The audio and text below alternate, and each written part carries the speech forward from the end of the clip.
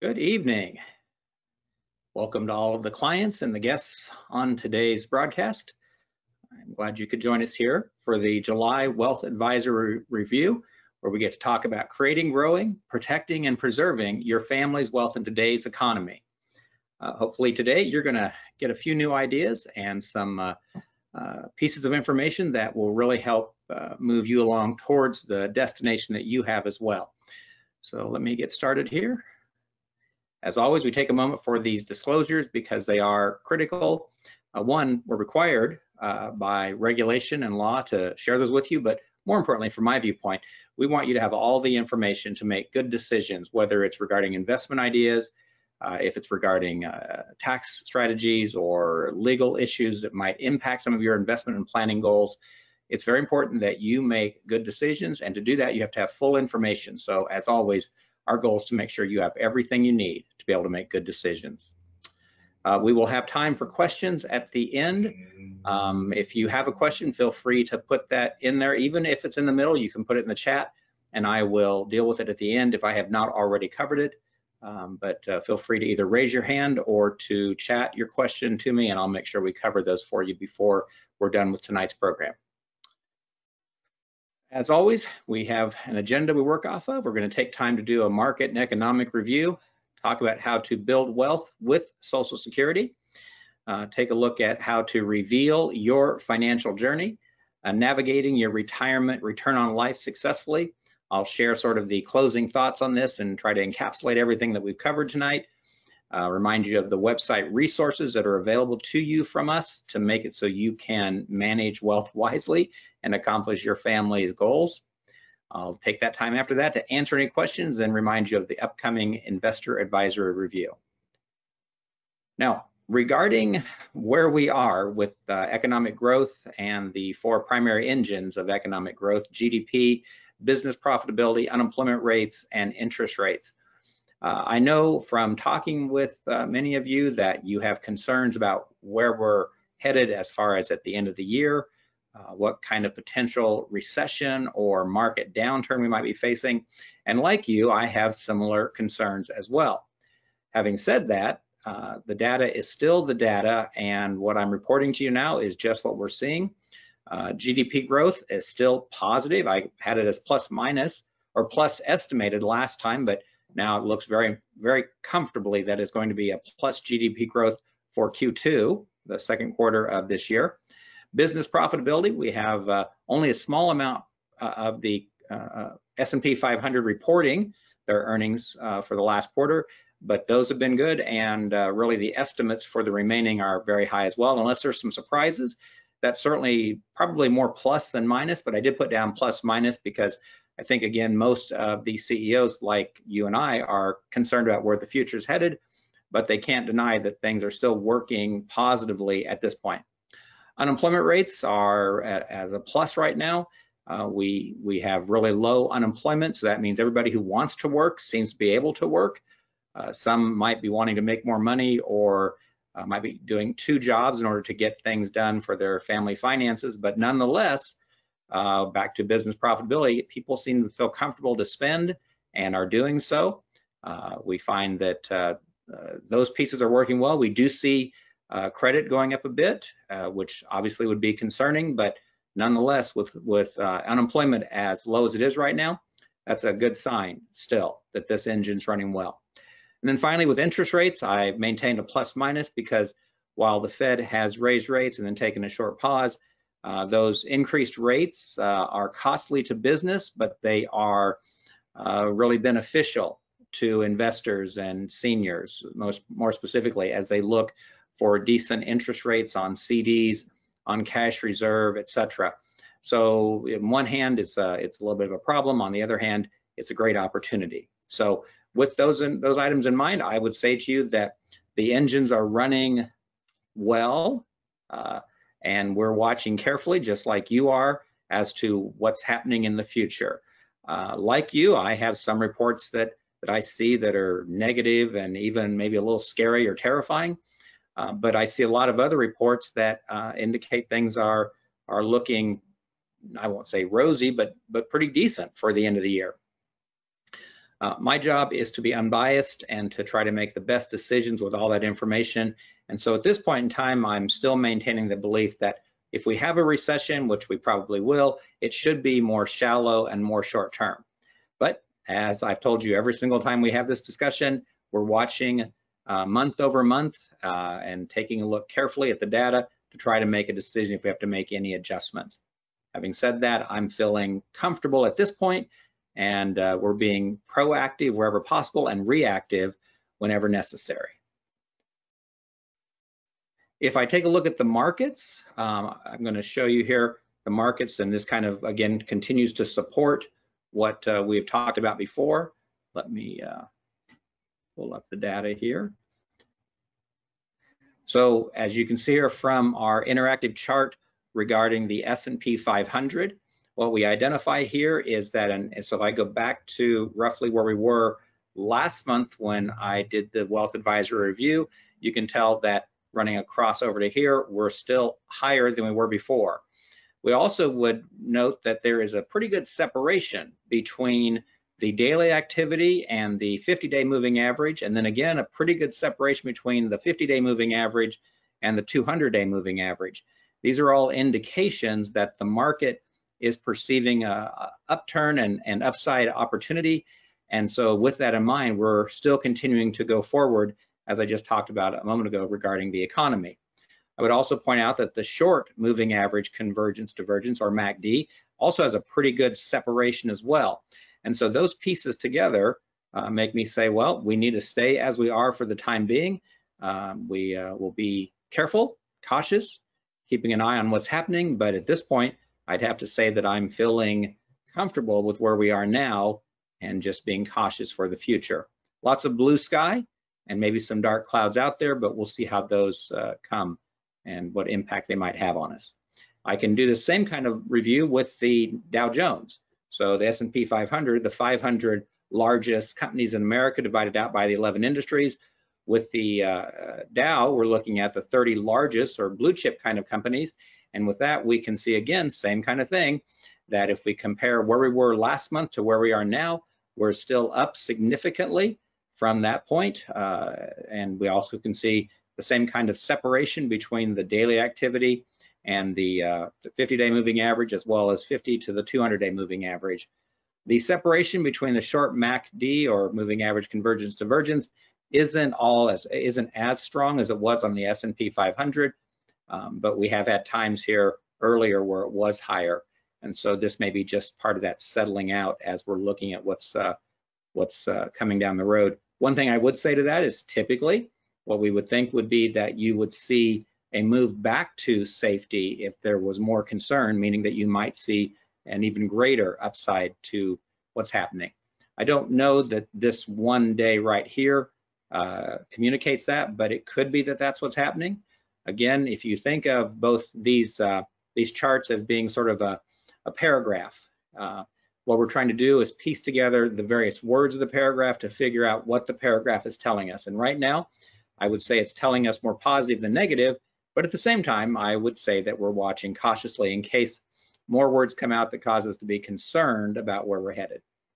Having said that, we're holding the course just as we have been for the last number of months, and watching carefully as we plan for other advisory reviews in the coming months. But we're holding carefully and expectantly to where we are right now.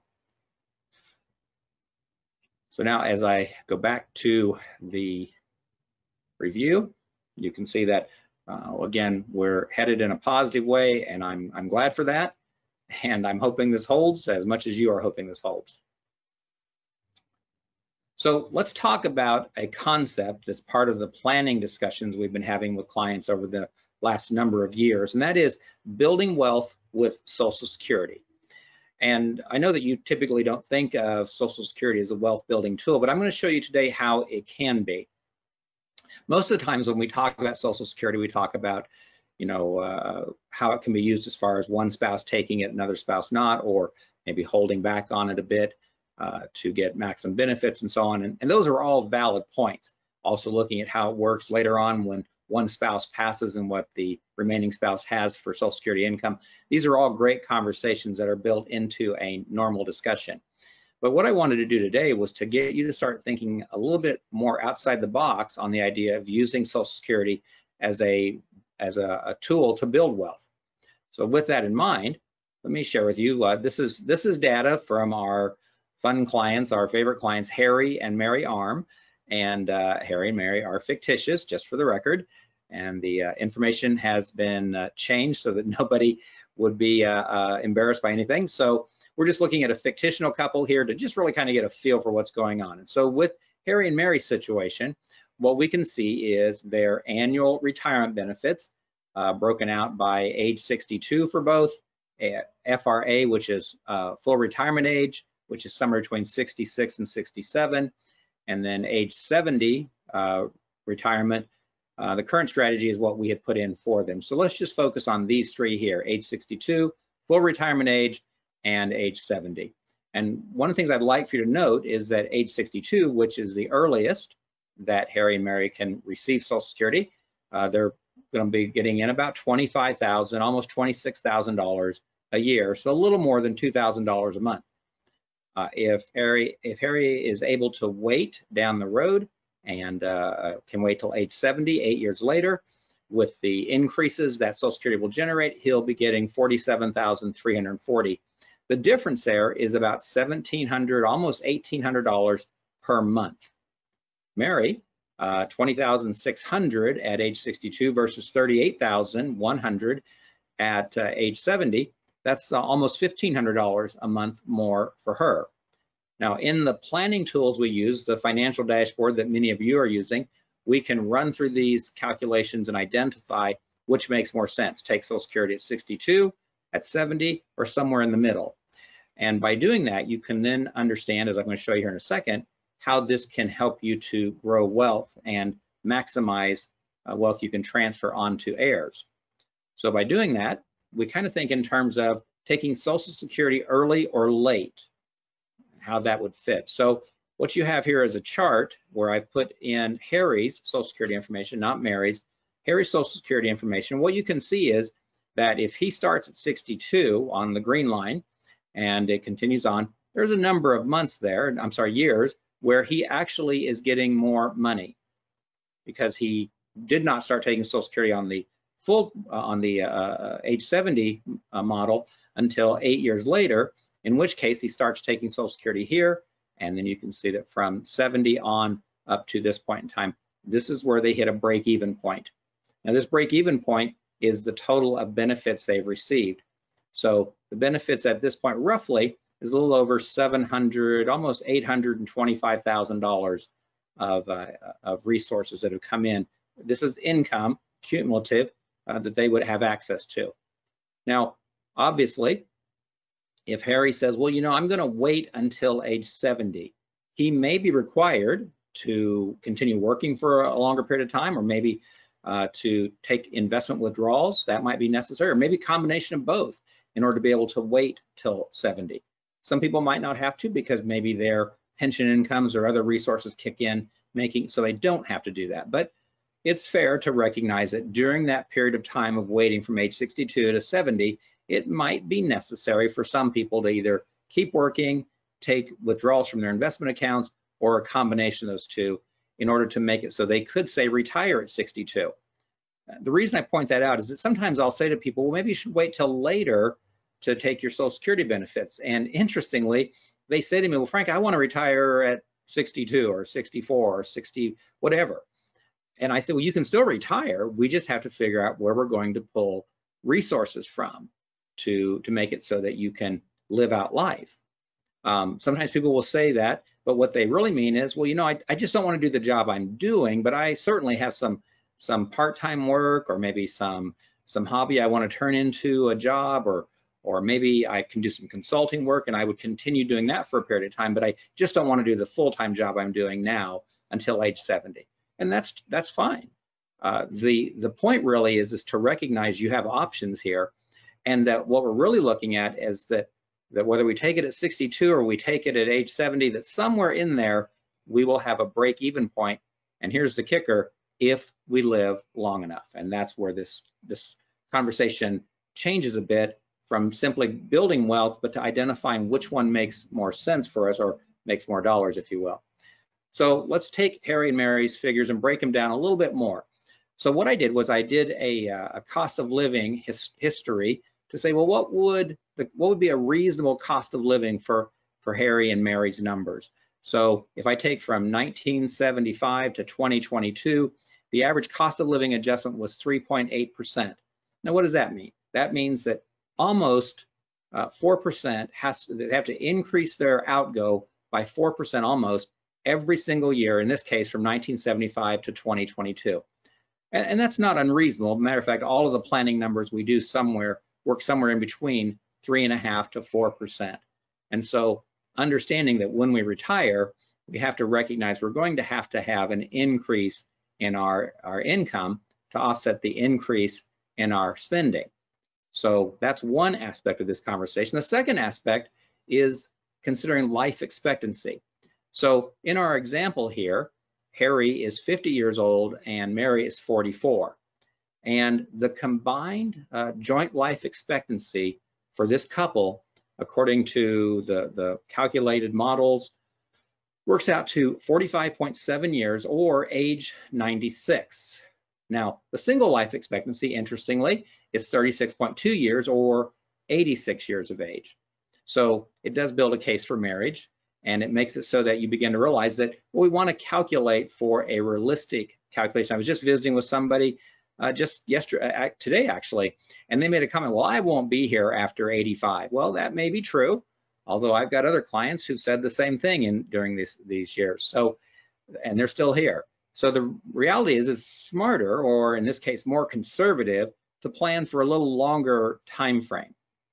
So let's go to age 96 as our basis for this. So if we were to take early benefits at age 62, that would pay $2,154 a month. Or if Harry were to say, well, I want to wait till 70, that'd be $3,945 a month. If we add in the inflation of 3.8% and we take this out to age 96, the cumulative early benefits by age 96 are $1.829 million, compared to taking it at the age 70, which would have been a cumulative benefit with the $39.45 for every month to age 96 of $2.164 million. And the late benefit increase was $335,279. Or another way to say that is by waiting to age 70, assuming that Harry lives to 96 years of age, that was over $250,000, $335,000 to be exact. And that's a huge amount of money. That amount of money is money that Harry would receive by waiting a few more years and finding a way to get him from 62 to 70, and then turning on Social Security, and assuming he lived to 96, that would then be a great way to increase his resources, because these are resources that he doesn't have to pull from his investments. These are resources that can be left in his investment accounts and then transferred to people he loves and cares for. So that's one aspect of this. And this is just looking at Harry. If we go in and say, well, what would happen if we looked at both of them? Then we can see some additional numbers on this. Now, when you're thinking of this calculation, yes, it could be the numbers of saying, well, you know, if I wait to age 70 and where would I pull money from and so on. But I know that some of you are thinking to yourself, well, I'm not going to live to 96 years of age. That's not going to be an issue for me. And so in our planning resource on your financial dashboard, we can do a summary where it identifies that using age 62 is best if your life expectancy, in this case for Harry and Mary, is before age 78 and 72, meaning that you should probably take these Social Security benefits at 62 if you're pretty confident you and your spouse aren't going to live using Harry and Mary's ages. You're not going to live, longer than 78 or 72. Or if you use the full retirement age, that works best if you think, well, I might live to 81 and 75 with my spouse, but maybe as much as 83 and 77. And so you're like, well, I think I'll pass before then. Well, maybe then full retirement age is the best answer.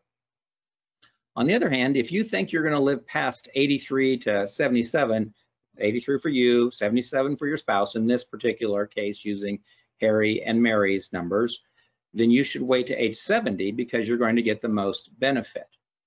As a matter of fact, if I take that and going out to age 100, we went to age 96 before, but we're going out to age 100, 100 for Harry, and then because Mary is younger, age 100 for Mary.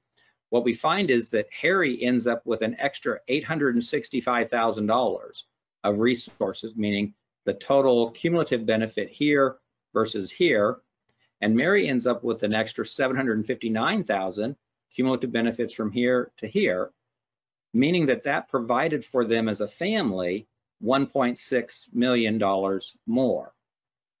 Now, I know that we can't guarantee that's what's going to happen. We don't have any confidence. We can say, well, we'll certainly be here to age 100. But if both Harry and Mary were to live to age 100, each of their ages respectively, that's a huge amount of money. So somewhere in between living past age 83 to living all the way to age 100, you're going to find that you will see a huge increase in cumulative benefit for having the ability or the patience to somehow make it so you don't start taking Social Security until age 70. Now, there's other questions that you might be thinking about. Well, what about Medicaid, which we can have conversations about that, which really isn't a problem. You can do that without the other. Or you might be having questions about, well, how would we make this work if we waited from 62 to 70? How could our finances make that work? Well, now you've swerved into the whole question of why we do financial planning the way we do it. Because it's not just about how you save money. It's not just about how you invest money. It's not just about how we reduce taxes or how we minimize fees and expenses. It's also about how we use income sources wisely. Because doing so carefully with some planning and forethought makes it so that you can have an even better retirement destination. And that's why I wanted you to see that there is a way to take Social Security benefits, and in some situations, not all, maybe not even most, but in some situations, use it as a tool to build wealth for you and your family and future generations as well.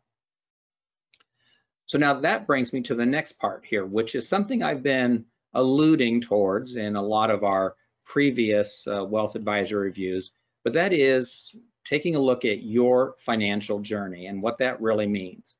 Because the fact is that if I talk about financial planning, I think a lot of people just tune out. They think that, well, you know, planning is something for the other person to do. But in reality, planning wisely is something that each of us should be looking at how to do to make the most of our resources so that we can accomplish the goals we have in life, achieve the desires, if possible, that we have in life, and then make it so we can pass resources on to loved ones after we're no longer here. You've seen this before, where I've shown you the three phases of your financial journey, how you accumulate wealth in the pre-retirement modeling, how you plant your flag at the top of the mountain and retire or redirect to something new, and then how you decumulate assets as you step away from the active work, and now you move into more of a passive work model where you're pulling from income sources and from assets and investment sources. And then how once you get to the end of life, you then transfer these remaining resources to loved ones. You see, direction determines destination, and that's one of the big reasons why, as we're looking at your financial journey, we're trying to help you identify how to accomplish what you want to do and have a good estimate, if possible, of your retirement destination as well as other destinations you might have in the process. And so understanding your desired return of life is a piece of this, but it's understanding that destination you're aiming for when it comes to short, mid, and long-term thinking.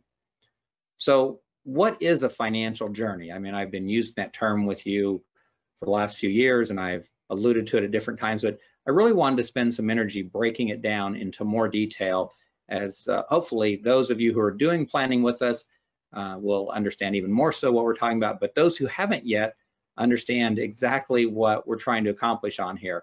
The guests that may not have heard this before, this is your chance to begin to understand how we do things different in our firm.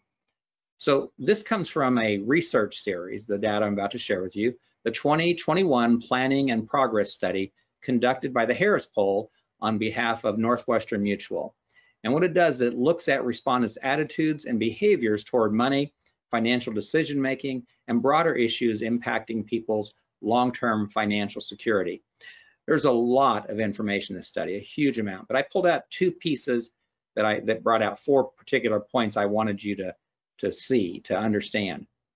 So the following items were identified in this study.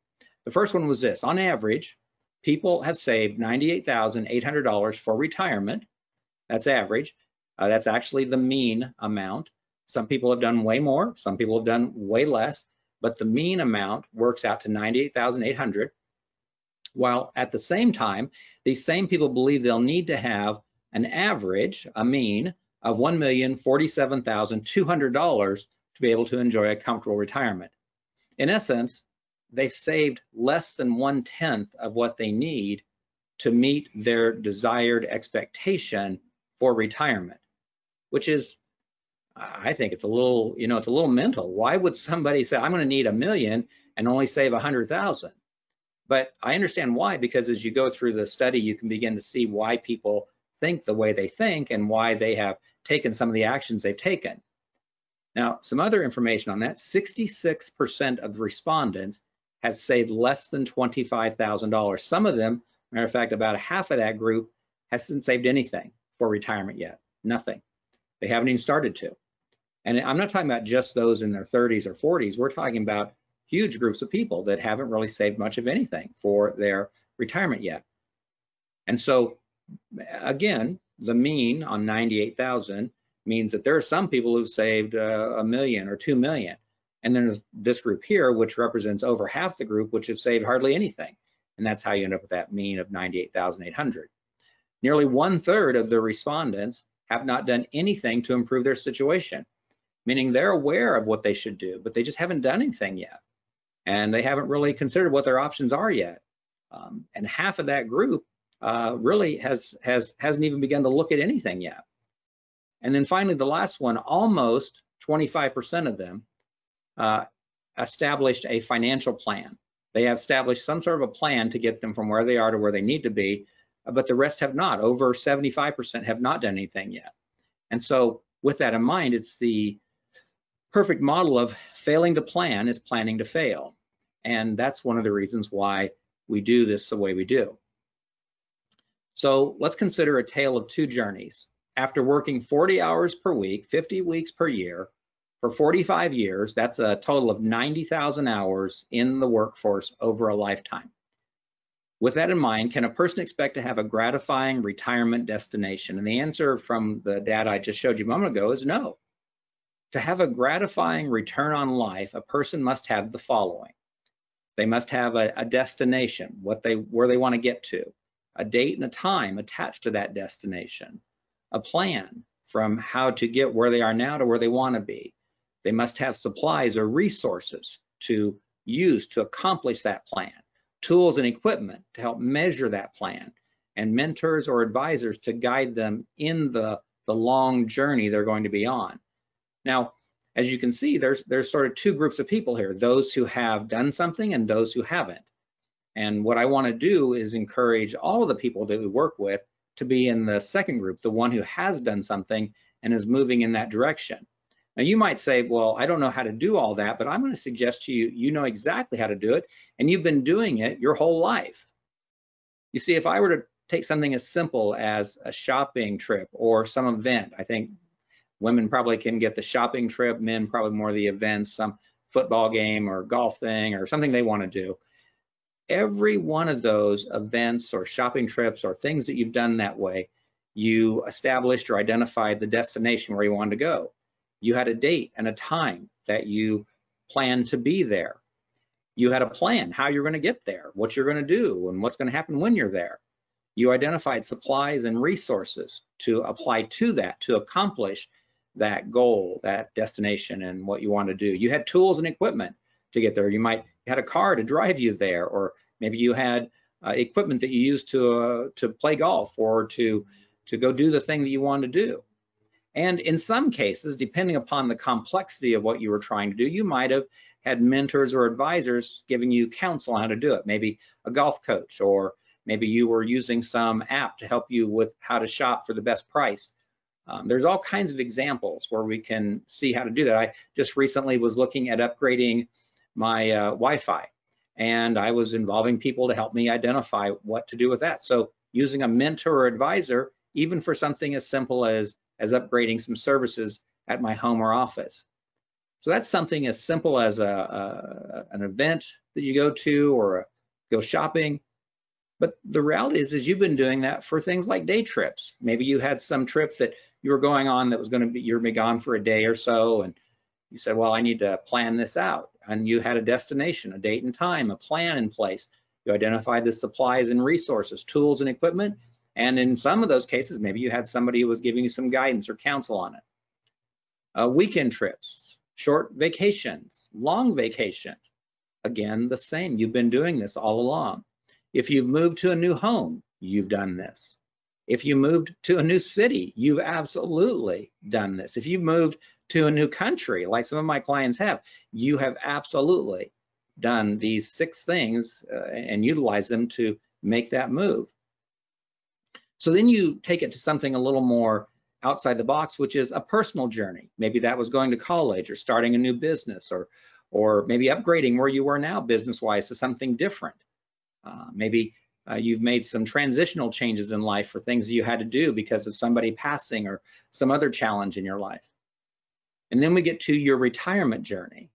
Again, another journey where having a plan in place, identifying the destination, the date and time, what your plan is, the resources and supplies you're using, tools and equipment, and then guidance from mentors or advisors. And then certainly your lifelong journey. Some of you have had a number of changes in your life, and I would classify that as your lifelong journey, where you are using those resources to get from where you are to where you want to be. So what I'm talking about isn't brand new to any of us. We've all been doing this in some form or fashion, but to apply it to something as big as, say, retirement or some other personal major journey you want to accomplish, it just feels slightly different. But the reality is, if you're going to do these 6 things for a long vacation, shouldn't you do it for sure for retirement? Because that's a lot longer vacation. Instead of being 2 weeks, for instance, you might be looking at 25 to 30 years. So having the destination, the date and time, your plan, identifying supplies and resources, the tools and equipment that you need, and guidance from advisors or mentors is essential to accomplishing this type of journey.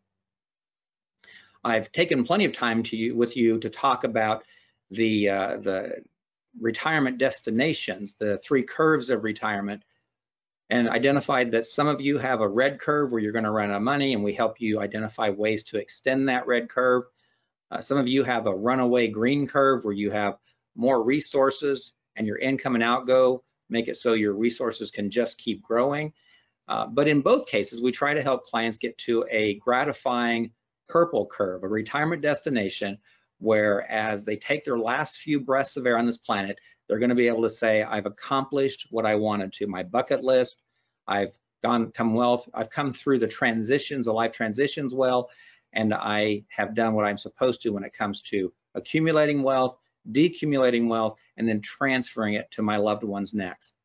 So our goal in helping you determine your retirement destination is just part of that whole lifelong journey. It's just one piece of it. Now, there are challenges, villains to your life story that threaten that desired return on life. They are external challenges you and I face, internal challenges you and I face, and philosophical challenges you and I face. On external challenges, it's the amount of taxes we pay or fees, market volatility or economic upheaval, inflation, lack of income, lack of capital, and other expenses. Offsetting those is essential, overcoming those external challenges to making it so you have plenty of resources and supplies to accomplish your longer journeys. Sometimes there are internal challenges, things like procrastination, putting it off, lack of financial knowledge, indecisiveness, fearfulness, or greed that can cause us to make unwise decisions. And you'll notice there on family issues, sometimes family issues are internal things that we don't really talk about very much. And sometimes they're external challenges where we have challenges in our family with children that fail to launch, or parents that we have to do extra special work to get them through the end of their life, or marriage challenges, etc. So both of these pieces can help or threaten our desired return on life.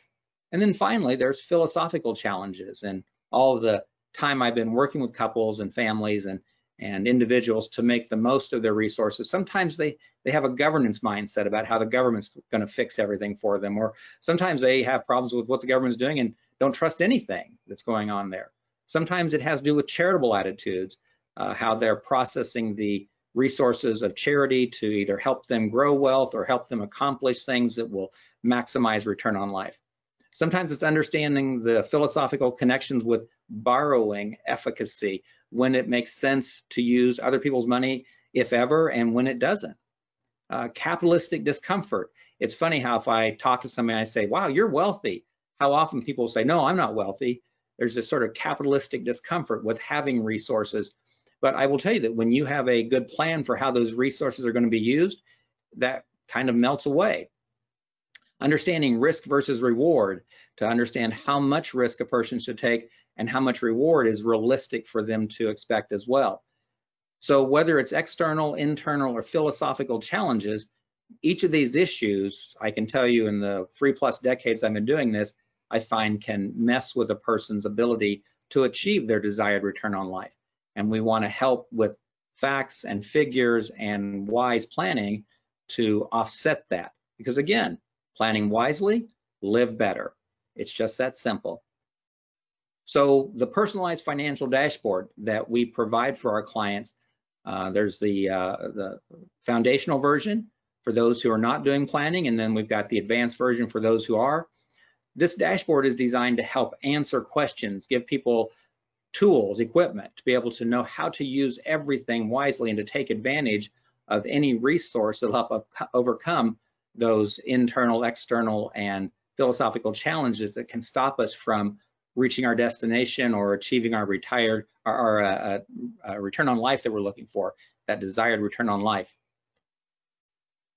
Having a return on life that helps us through the transitions and makes it so we can achieve our life goals or the bucket list we have, as well as those transitions that we face along the way, that things that we know we're going to be facing or have to overcome in, say, the next 12 to 24 months. Those resources are how we can help people figure out where they are and where they need to go. It's important to understand that we all have challenges, but not all challenges are negative. Some are actually positive. It's just that it's a thing that has to be overcome. That challenge has to be worked through, even if it's positive, to make the most of it. Because we care, we identify challenges, alternatives, resources, and expectations. We want you to consider, what are your alternatives? That's part of the planning process. What resources are available to you? What are your expectations in accomplishing the various things you need to do? And what opportunities lay ahead of you that we could utilize to get you from where you are to where you need to be? You know, you look at the bottom of this chart and you can see this is for Harry Arm again, age 57. You know, at some point 10 years down the road, he's going to be 67, another 10 years is going to be 77. And the recognition that as we go through each of these years and decades, we have to plan carefully for things like family needs, health issues, how he's going to work through work changes, retirement itself, financial goals and giving goals. As we look at each of these pieces, we should be able to look back after 5, 10, 15 years and say, well, look at what we've accomplished, not what we've accomplished, but what you've accomplished in your story. Look what's been accomplished when it came to family issues or overcoming health challenges or work transition into retirement or financial challenges or even giving goals, to be able to look backwards and see all of these various pieces and be able to recognize how you've been traversing that journey that you're on. That's the goal of this. So if I were to take a look at the journeys of your life, our goal is this, is to help clients, I'm right over here if you're trying to follow with me, our goal is to help clients define date, time, and destinations they desire in their life goals. It's to assist them in establishing a plan to achieve their goals. It's to help them identify supplies, resources, tools, and equipment to accomplish their plans, and to mentor or guide them along the journey to their desired destinations, because retirement's just one of many destinations. Maybe there's children or grandchildren's college education. Maybe there's moving to a new place. Maybe there's transitioning from work to retirement or redirection. All of these destinations are things that you and I, for that matter, personally want in our own lives, and that's what our job is to do, is to help people maximize what they're doing and efficiently, efficaciously make the most of what they have and use it to accomplish that plan they have and to achieve the life they desire. That's what your life's journey is all about. And no matter what that destination is, our goal is to help you accomplish it in the best way possible. That's what we're doing as we work through the planning process as it relates to your life journey, your retirement journey, your retirement destination, to get you from where you are to where you want to be. This is why I've been saying to you over the last few years that fiduciary wealth advisory is different than just simply having a fiduciary investment advice. Fiduciary investment advice identifies trying to invest in the way that matches your risk and your reward goals to what an advisor thinks is best for you. But wealth advisory from a fiduciary viewpoint is considering how to create and grow wealth, how to use risk management solutions to protect and preserve it, and how to have a plan so you can constantly see the direction you're headed, the possible destination you're going to get to, and to make it so you can achieve that return on life that you want. That's why we believe that a fiduciary wealth advisory process requires a dynamic financial planning strategy, and we're committed to providing that for our clients. That's one of the reasons why every month I put together a different communication with you, a review that helps you understand what's going on in the markets, the economy, and then planning and strategies that can help you make the most of what you have and accomplish the destination you want to achieve. So now, the return on life, and I reviewed this with you last month, and it's funny, we met with a client today who, after going through this same discussion, said to me today, you know, I'd never thought of it like that. And so just as a reminder, if we're going to maximize your return on life, then we have to start envisioning what that return on life looks like by considering the possibilities. Starting up here, things like travel, exploration, playing, writing, relaxing, teaching, going back to school, educating yourself in something that you've been interested in, mentoring someone, learning a new skill, developing a hobby, finishing unfinished projects you've been trying to get to for the last number of years, home projects, more time with spouse, more time with family, more time with friends, start a new business, continue on the present course you're on, maybe consult from your vast experience with your work career, get a part-time job, connect with a cause that means something to you, volunteer, get more involved in community, and take on some new challenges. All of these parts are various aspects of your bucket list and your retirement-mentality, envisioning your return on life. And while the facts and figures are essential, it's critical, if we're going to marry the desires and feelings you have to the facts and figures, that we understand how to look at what the destinations are you want to get to, and then putting together the best plan to make that happen. If you were to think about your current life or time portfolio, how you're spending time with family and friends, work and career, downtime, sleep, health and fitness, personal growth, etc., and you look at how many out of the 168 hours that you and I have, when you look at how those hours are divided up now, and you think about what your desired life portfolio or time portfolio looks like, and you begin to say, well, what could I do differently? That was actually that piece that the client I spoke with today said that never thought of it that way, and now wants to make some adjustments because he's looking at what life could hold. That's finding that return on life balance that you're wanting. What are you doing and what do you want to do? That's your retirement mentality as we go from where you are to where you want to be. You might be ready for that now. You might be 5 years away from that. Maybe you're already retired and you're trying to figure out what to do with all this time you got on your hands. This is another good resource to look at as you look at how do our resources work? How do I maximize assets? How do I meet the goals that I have for my family and for myself and my spouse if I'm married? What do I do with that? And that's part of what this is all about. So if we're going to maximize return on life, we have to know what that would look like, what that destination would be. So let me give you some final thoughts on what we've talked about today. Wise planning can turn Social Security into a wealth building asset. Again, it can't happen for everybody. It depends on where you are in life and what you have now and the resources and tools you have available. But for a large enough group of people with some wise planning, utilizing Social Security differently, they can live better.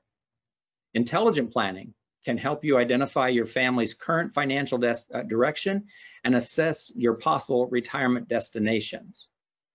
Intelligent wealth advisory can identify threats to your retirement destination, help establish strategies for achieving your return on life. Your return on life goals add your desires and feelings to the facts and figures that contribute to your family's financial future, you and your family, and then future generations as well.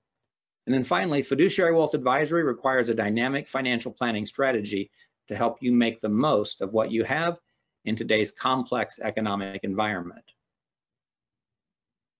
If you have not gone to the website, and if you're a guest and haven't had a chance to go there, go to the website. Go up here to the login button on the front page. It's going to bring you to this page right here, which helps you see how the financial dashboard works, how the portfolio dashboard works, how you can identify your risk reward evaluation, and then how the financial life plan works. Now, if you don't have anything with us right now, these aren't going to really help a lot other than give you some basic information and some understanding of what these can do. But if you have investments with us already, we can turn on links for you and help you register for some of these things. If you don't and you want to talk more about that, we can certainly, at the end of this, I'll give you a way to connect with us for additional questions or information that you might want. But for our existing clients, if you've not been to this page, take time to tour the website and see what's out there for you, because these are resources we put in place to make your life better. So now there's a place where I'm going to take questions and such. I see at this point in time I don't have any questions right now. As I always joke, I've either given you so much information that now you understand it fully, or so much information that you don't know what to ask next. But if you do, I'm going to come back to this in a minute and answer any questions that you might have. With that in mind, let me do this. Our next Wealth Advisory Review is going to be August 15th at 5:30 p.m., just like it always is, Eastern Standard Time. And we're going to review items on creating, growing, protecting, and preserving wealth, market and economic fundamentals, and technical analytics. We'll take a look at planning, investment, and insurance solutions for you, your family, and your business, and then answers to questions. Sometimes, quite honestly, the presentations or the programs I put together for you are based on questions that I get from clients during the month. And I'll say, you know, I've had just enough people ask me the question, so I'll put that together for this month's Wealth Advisory Review. So if you have questions, feel free to let me know. Be happy to go over those with you. So here's what we've covered. We've covered the market and economic review, how to build wealth using Social Security, revealing your financial journey and how we try to bring resources to bear on that to help you achieve your return on life and the retirement destination, as well as other destinations you're looking for. Navigating your retirement return on life successfully. I've shared with you how I sort of saw the final thoughts on this discussion. Hopefully the website resources you'll use to help you accomplish your goals. Again, we'll take a moment for questions if you have any, and then I reminded you of the next investment advisory review.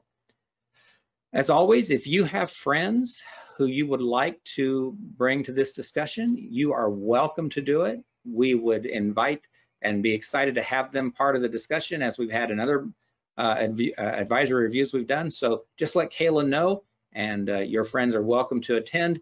As anybody who's attended this for the first time knows, we don't apply pressure to get you to come back and talk to us. If you want to, we're here for you. And if this wasn't your cup of tea, we're good with that as well. But our goal, my goal, is just to educate and to give you the information you need to make informed decisions. And hopefully each of these advisory reviews gives you something as you go forward here. Let me just make sure we don't have any questions or anything. I don't see anything out there. So I'm going to take that you are good and ready to go. So with that, I'm just going to tell you, thank you for your time tonight. I hope this was useful for you. I hope you have a fantastic week, and I look forward to talking to you soon. I, as always, enjoy sharing with you what we're doing here and how we're trying to communicate our efforts and our goals to clients to help them accomplish what they want. And I want you to know that if you have any questions, just let me know. We're here for you. But until then, may your journey be as wonderful as you want it to be, and maybe you achieve all the desires you're looking for. And if we can help in any way to bring that about, we're here for you to do that. So with that, I don't see any questions. So I'm going to go ahead and bring this to a close. But if you have any questions afterwards, please don't hesitate. I'm here for you, as well as anybody on our staff. Have a wonderful evening, and I will look forward to talking to you soon. God bless.